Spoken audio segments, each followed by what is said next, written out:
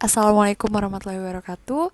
Perkenalkan, nama saya Mutia Rizika Fatiha. Saya dari T4306 dan pada video kali ini saya akan membahas mengenai upaya pengendalian risiko fiskal dalam APBN. Oke, sebelum masuk ke pembahasan, kita bahas dulu mengenai apa itu resiko fiskal. Resiko fiskal itu merujuk pada kemungkinan terjadinya krisis fiskal, yaitu suatu situasi ketika pemerintah sebagai pengelola keuangan negara kesulitan mendapatkan utang tambahan untuk mengatasi defisit anggaran. Kita masuk ke pembahasan. Kita bisa lihat tabel di samping ini.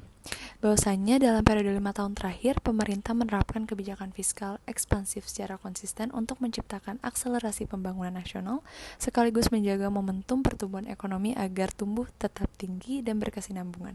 Pelaksanaan program pembangunan nasional yang didukung dengan pertumbuhan ekonomi tinggi menjadi modal penting bagi pemerintah dalam mengupayakan pengentasan kemiskinan dan peningkatan kesejahteraan masyarakat. Kebijakan fiskal ekspansif sejatinya juga merupakan strategi yang dijalankan pemerintah untuk menghindari opportunity loss sejalan dengan semakin tingginya pencapaian berbagai sasaran dan target pembangunan nasional.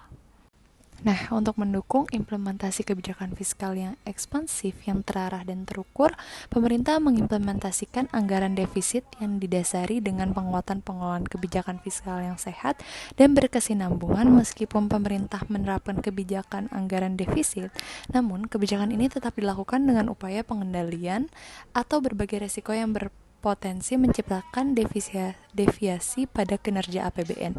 Upaya pengendalian risiko dalam APBN tercermin dari perkembangan tingkat defisit yang diupayakan berada dalam tren yang terus menurun. Pada tahun 2015, misalnya defisit ditetapkan sebesar 2,59% terhadap PDB dan terus menurun menjadi 1,76% terhadap PDB pada tahun 2020 sejalan dengan tren penurunan angka defisit tersebut. Pembiayaan anggaran dari tahun ke tahun juga diupayakan secara persentase terus mengalami penurunan.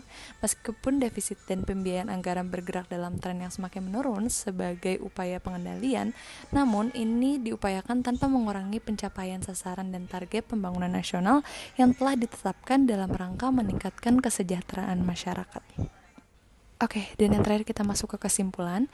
Yang pertama, pada tahun 2021 pemerintah akan melakukan penguatan terhadap penerapan manajemen risiko fiskal yang berstandar internasional.